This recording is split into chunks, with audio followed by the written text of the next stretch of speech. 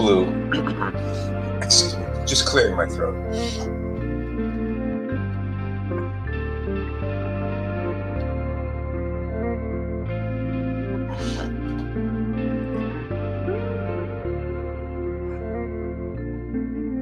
Hey, good morning, everybody. Welcome back to Law and Legitimacy.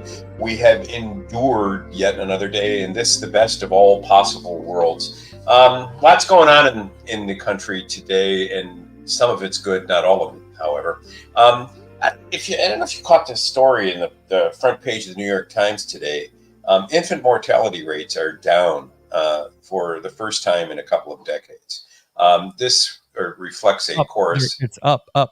Up, excuse me. Yeah, well, up is down, down is up, and this is the best of all possible worlds. And direction is really just a relevant context, stuck as we are in this vast cosmos, somewhere between a world that began for reasons we don't explain and that ends in a place that will never be. We are left with the ability and the possibility of navigating from here to there, up, down, whatever. More kids are dying in their first year of life than have done in the last 20 years in the United States right now, reflecting, in my view, a general decline in the standard of living and drawing into sharp focus the need for us as a people, us as a nation, to determine what our priorities are in the distribution of goods and services, including health services. And according to the New York Times, I just want to read you some statistics. Among white infants, the figure rose to 4.52 deaths per thousand live births from 4.36 per thousand live births in 2021. Among Native Americans and Alaska Native babies, the figure went from 7.46 to 9.06. But of course, you're wondering, I'm burying the lead, because what's the most significant number in any news story in the United States these days? What's the answer? Yes, how did it affect people of color? Black infants have the highest mortality rates in the United States, 10.86 per thousand live births from 10.55. So there was less of an increase there, but there was an increase nonetheless. But this raises the question, why is this happening? Why is it happening now? Some of these, according to the story, deaths are a result of the general decline of health and health services in the adult population incident to COVID. But I think some of it has to do with how we distribute access to healthcare in the United States and what we're spending our healthcare dollars on. And two related stories this morning shed some light on our priorities. Now pending in the United States Supreme Court is a challenge to Tennessee's decision to ban public funding of transition care for minors. In other words, the state of Tennessee doesn't want to make it a public benefit for you at 14 to decide to have your penis cut off so that you could pretend to be a woman, or to have your breasts sawed off so that you can pretend to be a man. There's some thinking that perhaps these decisions shouldn't be left to children. Perhaps there's something about adolescence and the acquisition of identity that is so inherently confusing that we ought not to spend public funds on disfiguring human beings as they were born. And I don't want to say as they were intended to be. I'm not going to import theological concepts into this discussion. But this is going to the United States Supreme Court. A 15-year-old young man and his family have decided that they need care, and that they're going to get it, by golly, even if it takes a ruling of the United States Supreme Court to secure it. So here's a question.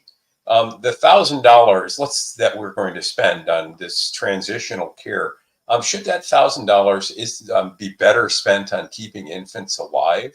Or should we be spending that money on transforming adolescents to conform to the fashion of the day?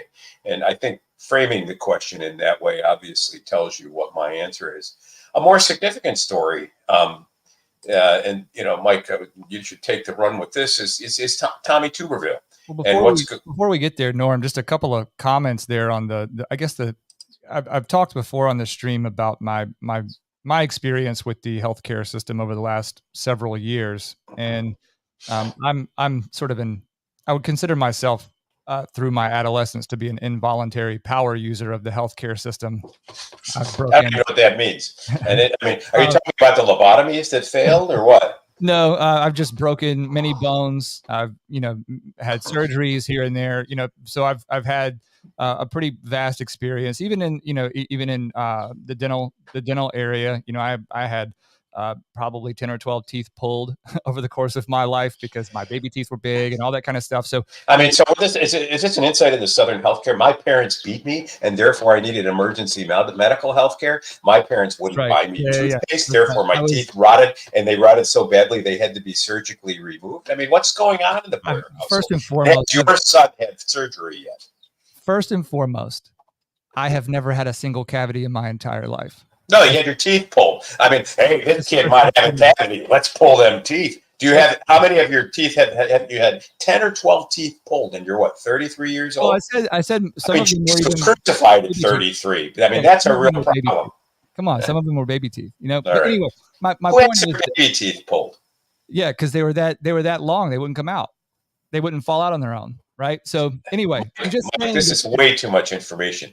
my trust in the healthcare system has been very high because the results of my interaction with the healthcare system over the course of my life has been overwhelmingly positive, right?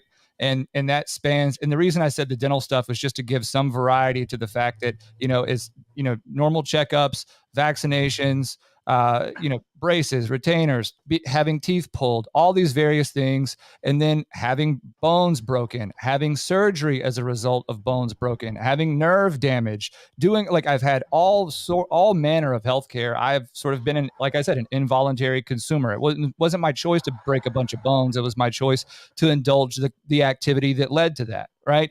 But what I'm seeing now as a dad, right, and as a functioning adult in modern society, is that the bedside manner and sort of that aspect of the duty within healthcare has declined in a tangible way. I can't really give you a quantitative analysis of that because I'm just an idiot.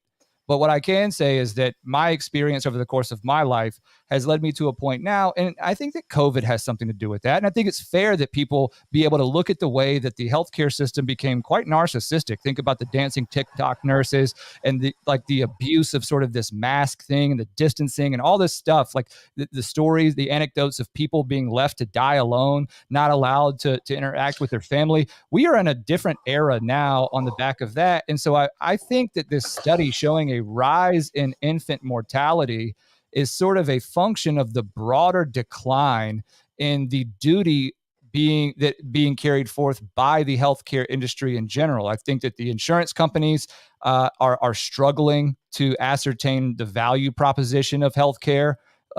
Where we haven't had that pressure before. We're seeing influxes of migrant populations that are not even citizens or on any sort of roles that would have them paying into some sort of healthcare system, bleeding certain communities dry of healthcare resources along the border. There are many stories about that we can look up. So there are pressures on the healthcare system now, and not to mention, Norm, having a family is not exactly encouraged in this day and age.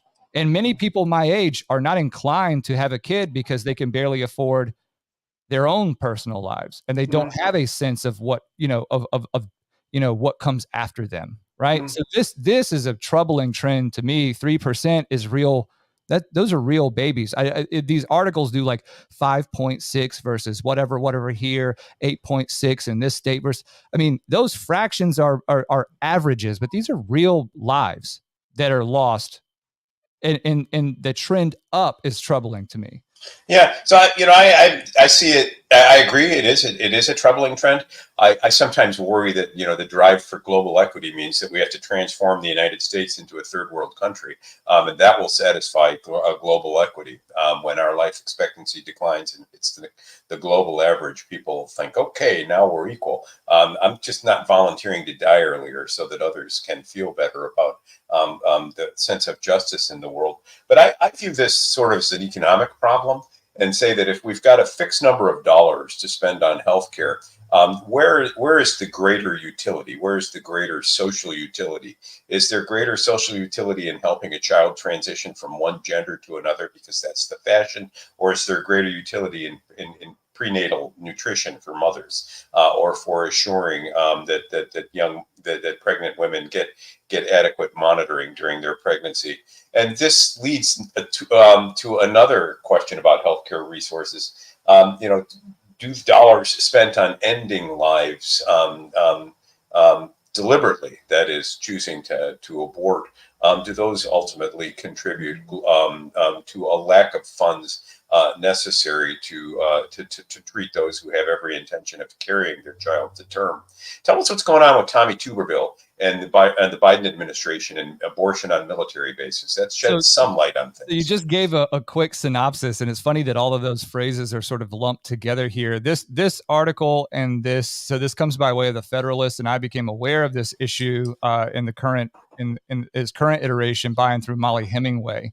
I think she's the editor-in-chief of the Federalist. But Senator Tommy Tuberville, he is the former SEC head coach. I believe it was for Auburn. He was a two-time SEC coach of the year. He is in a position right now where he is using the Biden administration's prerogative to use taxpayer dollars, which fund military budgets, against basically the same administration and basically the Pentagon. Right, the Pentagon has a list of at least 61 military personnel that they have earmarked for promotion within the military ranks, but these need to be the oversight mechanism is that they need to be confirmed. And rather than confirm these promotions as a group, Tommy Tuberville is essentially forcing the Pentagon to put each of these confirmations to an individual Senate vote. Why?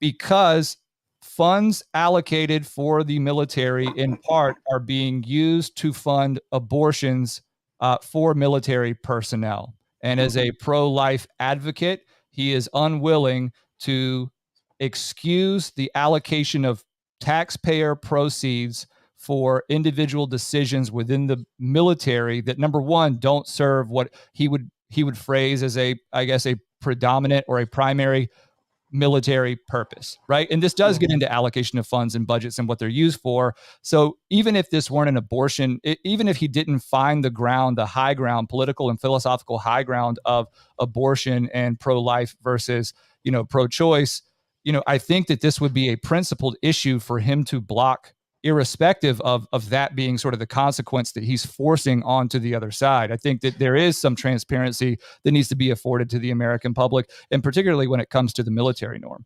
Well, I find the issue troubling from a different perspective. Incident to Dobbs v. Women's Health, the decision of several years ago, there is no federal constitutional right to an abortion. That's a power that belongs to the states. Yet it is the federal government that finances, controls, and administers our military presence, and they presumably do so under federal law. So if there's no federal right to an abortion, and it's a right that belongs to the states to grant or not, why is the military funding something that may be unlawful in some states, or that is not supported in a guarantee under federal law? This seems to be a hijacking through administrative fiat or absolutely 100%. Executive fiat of one of the limitations on federal power and federalism. And so I support Tuberville's tactics on that ground alone. Yeah, I couldn't agree more, Norm, and you say it much more succinctly than I did. But I think that's why this is such a clear and present issue for the American public, and also why it is important to note that the title of this article is GOP Senators Betray Tuberville Over Protest of Pentagon's Abortion Extremism. Certainly the rhetoric there from the Federalist is to paint anything other than pro-life as an extreme position. So, this is, of course, the bias is there. But what I'm attempting to highlight here is this first paragraph, right, which it says, several GOP senators led by Alaska Senator Dan Sullivan shamelessly took to the Senate floor on Wednesday evening to attack Alabama Senator Tommy Tuberville's protest of the Pentagon's use of taxpayer dollars to subsidize service members' abortion. And so he was joined by Joni Ernst of Iowa, Lindsey Graham of South Carolina, Todd Young of Indiana, and Mitt Romney of Utah. So this further illustrates, I guess, the legitimacy crisis within the GOP establishment in the modern era. It's amazing to me that these are it appears as though Lindsey Graham and Mitt Romney are more inclined to allocate funds and offer no objection to the way those funds are used within the Pentagon and through the military, because they are war hawks ultimately, Yeah. right? Well, I also think it reflects the fact that, that abortion remains a lightning rod issue in American politics. I mean, I happen to think that Dobbs v. Women's Health was correctly decided as a matter of allocations of governmental power. Nonetheless, I am not. I have some reservations about whether a woman ought to have or ought not to have a right to abort. In other words, I would agree with a reading of substantive due process that gives women a right gives women a right to choose. However, I don't have an answer to the fact that they're choosing against the life of a life that their conduct has brought into the world. And so I have to acknowledge that the decision to abort is the decision to take a life, period. No. And under what circumstances are we going to say that a woman has that right independent of the collective good? I don't know the answer to that, and I struggle with it. And I think the American electorate struggles with it. And I think that Ernst, Graham, Young, and Romney's attack on and Sullivan's attack on Tuberville reflects that ambivalence in the American body politic. Yeah, there's an aspect of this that we have buried here, and it's my fault. So I want to make sure we at least flash a light on it before we move on. The list of potential promotions, according to the reports that I am reading from various sources, of those 61, we're talking about maybe 40% at least of those who are up for promotion have been tagged by parties in interest as being promoters of the DEI agenda within the military. And so there is a real purpose to the blocking of these promotions, aside because the natural criticism of someone like Tuberville blocking military promotions is naturally that he is negatively impacting the function of America's armed services, et cetera, et cetera, et cetera. However, it appears as though he has moral high ground, righteous high ground on both sides of that argument, right? Mm-hmm. Number one, we're not going to batch confirm promotions of these individuals within the military who are there to be promoted within the ranks and will enforce and establish this sort of, I guess, subversion of American principles of liberty and et cetera, right? Number one. But then number two, we're certainly not going to do that while the military is funding abortions using the military budget, which is sourced from the American taxpayer. Well, let's keep an eye on that. Dawn raises an interesting question. Is increased infant mortality the result of economic investment in healthcare or some other social change? Dawn, I'm no expert. I don't know. In what I've read and what I read in the Times this morning is that changes in the manner in which healthcare was distributed and made accessible to folks in COVID during the COVID-topia, Mike's point, resulted in fewer in-person visits, and fewer in-person visits may or may not have had an effect on how care was managed. And therefore, the economic infrastructure of the provision of care is likely to have had some impact on the increase in mortality rates. But let's keep an eye on this developing story. I'm with Tuberville. I don't really want to have the Secretary of DEI saying, "Hey, we're American. We're going to send the first transgender infantry unit over to handle security in the Ukraine or something." I'm just not with that. That's a little too Orwellian for me. Hey, quick spoiler or quick teaser, folks. I'm going to be on with Jack Posobiec today at 2:05, talking about a case that we've talked about here. And that is the Owen Schroyer case, and we'll probably talk about Edward Lang as well. Lang filed a petition for certiorari. Keep this up for a second. Keep going. I want to keep this up. Yeah, Norm is going to be on Human Events Daily today at 2:05 p.m. with none other than Jack Posobiec. So please go and watch and support. And if you're in the chat over there, maybe give a shout out to @LawPod Daily, right? Law and Legitimacy with Norm. Just so any of the other viewers might know that we're around. And I want to give a big, I guess, shout out to Jack Posobiec and his team for bringing Norm on. Jack Posobiec is someone who has used Twitter, now X, with great efficacy and is really sort of, I don't even know how to, a sort of digital general, right, of sorts when it comes to the curation of information. and he's a pretty dynamic guy. So I'm really glad that you're going on that show, Norm. Even for now you're making me nervous. I'm going to have to like do some verbal push-ups, and I'm going to have to like make sure that I'm fluid of tongue. How much wood could a woodchuck chuck if a woodchuck could chuck wood?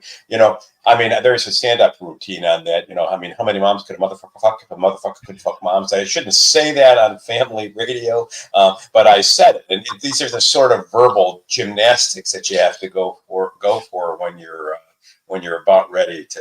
When you're about ready to appear on a show like that. Anyhow, so we made Newsweek this week. Edward Lang filed and others have filed a petition for certiorari to the United States Supreme Court, asking that it review an interlocutory order that is a prior to final judgment order of the District of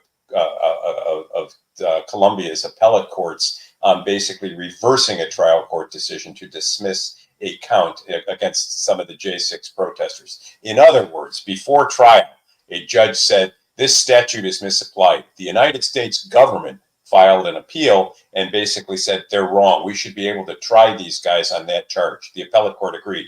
So we asked the Supreme Court to address this issue because the appellate court, we thought, got it wrong. And then some nitwit in the Justice Department or from the Solicitor General's office writes in a brief to the Supreme Court that we may have jumped the gun.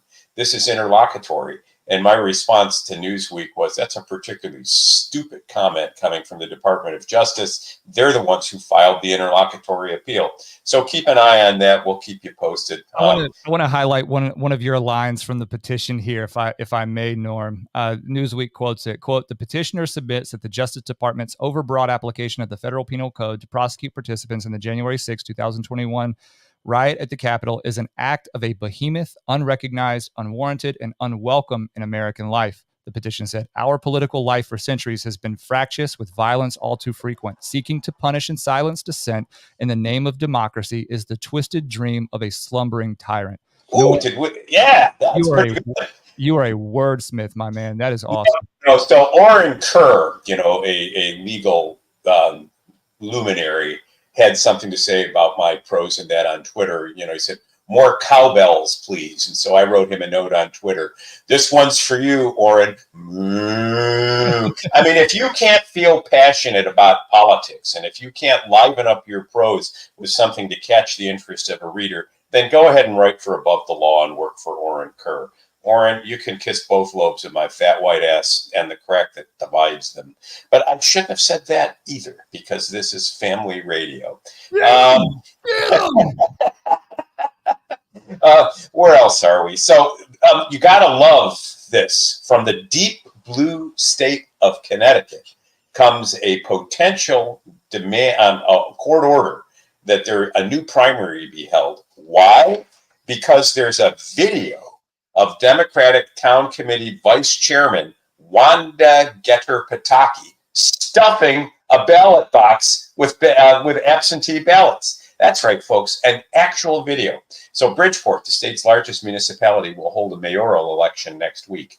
And Democratic incumbent Joe Ganim was running against one of his deputies, Mr. Gomez. Gomez primaried him on the Democratic ballot, and there were primary elections on September 12th. Ganim won, but by a narrow margin, 251 votes.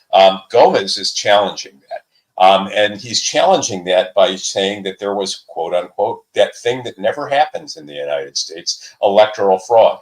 There was an evidentiary hearing. Gomez's lawyer was none other than Bill Bloss. Bill Bloss comes from the blue-blooded firm of Koskoff, and Beater. If you or a loved one have been injured, catastrophically so, or if your sensibilities have been offended by the non-woke, come to Koskoff, and Beater. Justice are us, and expensively so. That's the firm that took on Alex Jones and got the default judgment, depriving a jury from evaluating their claims of liability, and ended up tagging Jones for $1.5 billion in money that they may or may not collect sometime in the known universe. First, they have to find it, and there isn't any, but that's not going to stop them from expensively banging their chest and saying we did justice and pursuing it. So there's Bill Bloss from Koskoff, and Beater. He represented Gomes. This is a thing that I think the Democratic Party or the Republican Party may want to highlight going forward. Wanda Getter Pataki pled the fifth 71 times in the hearing about her activities in ballot stuffing. So we've got a high-ranking Democrat in Bridgeport, when asked about whether she stuffed a ballot box, saying, on advice of counsel, I assert my Fifth Amendment privilege. Not what's more, she wasn't alone. Another Democrat leader, Anita Martinez, also got on the stand and pled the fifth. So it raises, next Tuesday, there'll be a general election. If Gomez wins, Bloss says, well, we'll withdraw our complaint. We'll have gotten the result we want.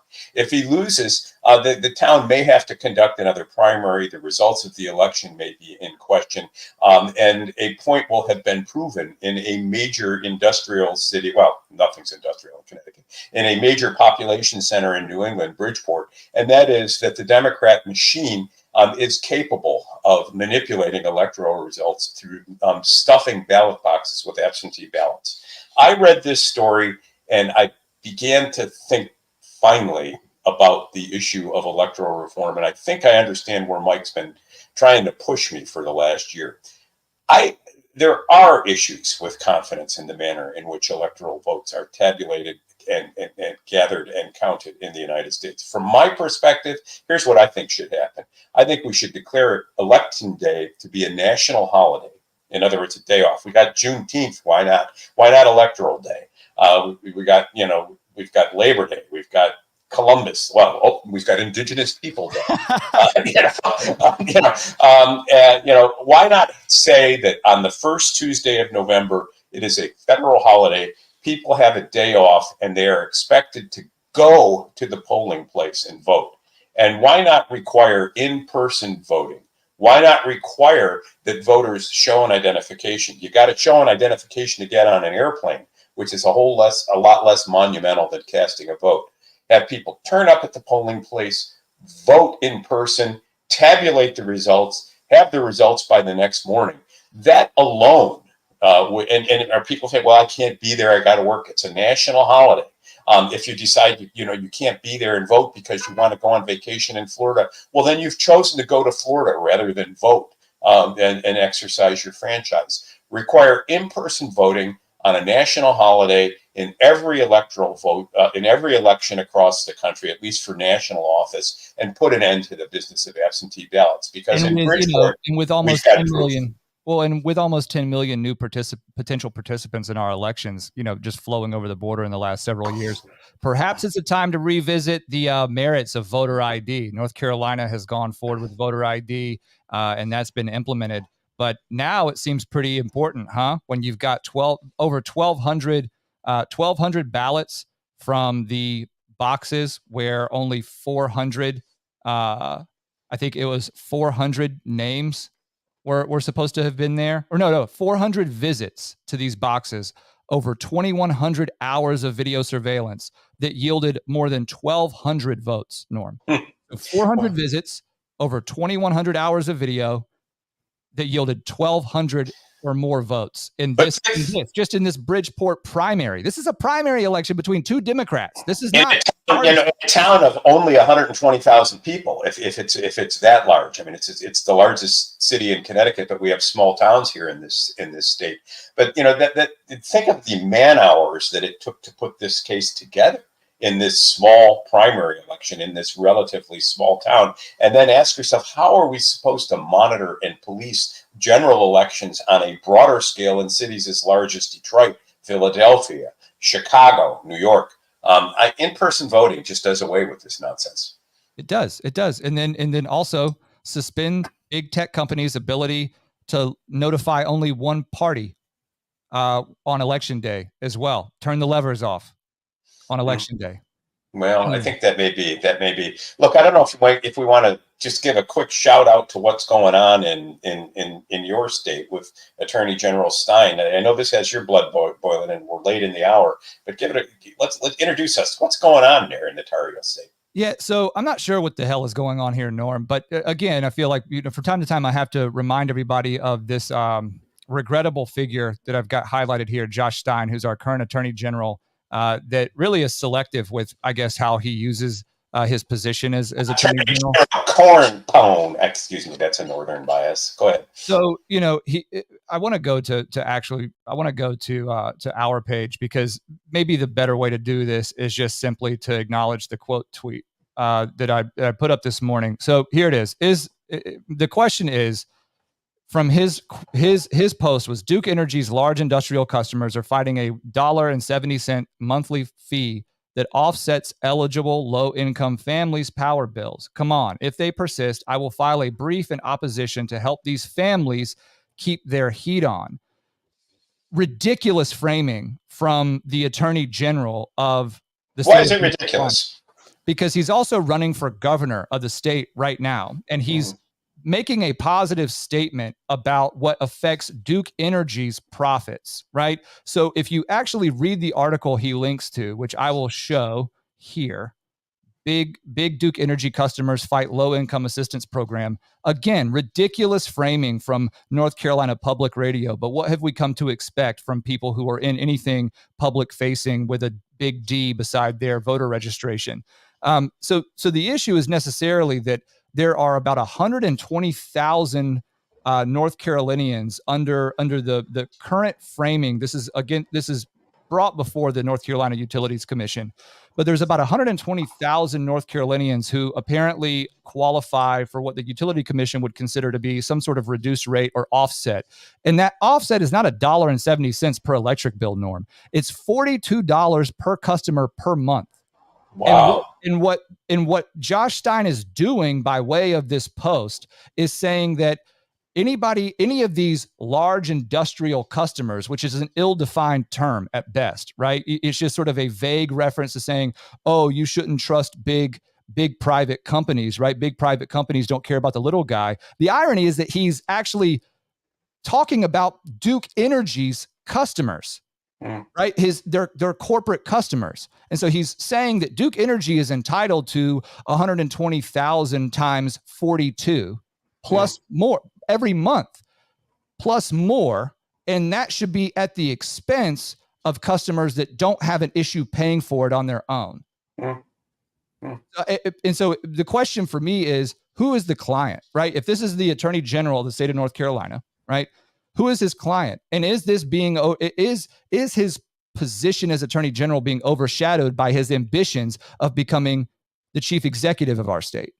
That's an interesting point. I mean, he, as the Attorney General, I gather he has the obligation to represent the interest of all folks in North Carolina. I don't know if he's a corporatist.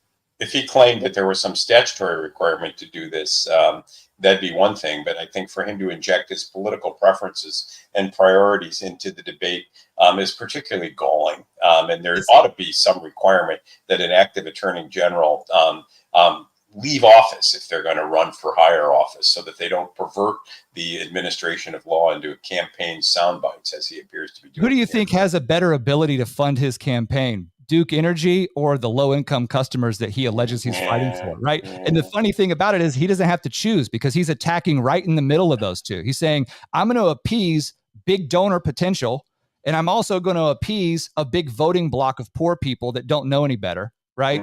And then I'm going to use the middle as my lever, right? So I get the best of all worlds. By the way, I'm still your Attorney General. All right, dude.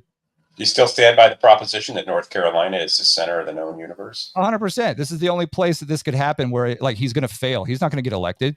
All right. Well, we'll see. Hey, listen, I didn't want to ignore a longtime listener who made 4 comments.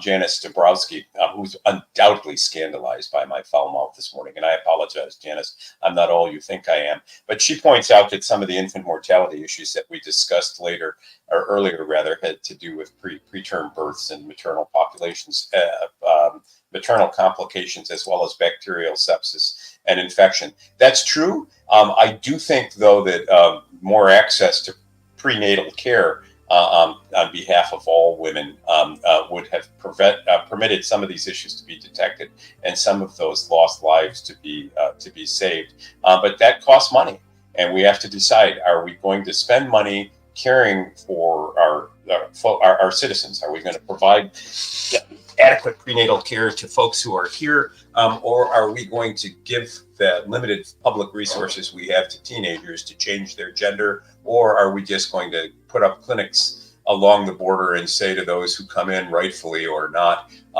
hey, Mikasa, Sukasa, take what you like. We'll take it from those who are already here. People are angry in the country for a reason. They're angry because they feel like their basic needs aren't being met. And I think the story on increased infant mortality in the United States, an increase in infant mortality that crosses all demographic criteria, is something that we should look at as a bellwether of misplaced priorities in the United States. I hear that music. That's Mike's way of saying, shut up, STFU.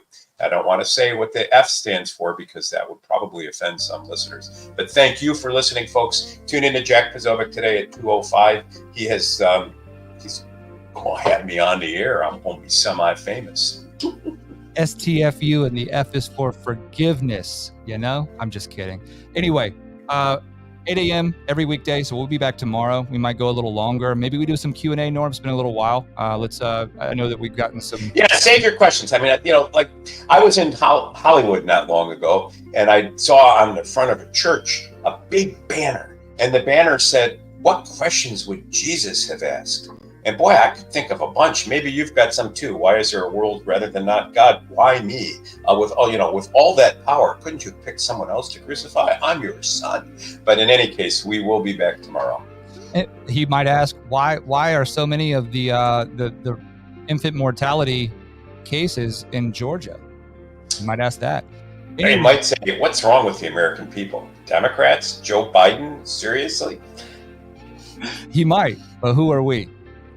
8 a.m. tomorrow. Today at 2:05, again, over on Human Events Daily with Jack Posobiec. Norm will be live for a hot 12 minutes, right? So That's 720 seconds. Yeah, make the most of that. And then we will talk tomorrow about several things, but I'm warming to the idea that we open up sometime, Norm, to interact with our viewers. We've gotten several new subscribers over the past week or so, and like to kind of give them a window and to reach back and at least maybe reintroduce everybody to Law and Legitimacy as we push forward. That's a great idea. So talk to you all tomorrow, folks. Sounds good. All right. Bye, Norm. Bye, everyone. Ciao.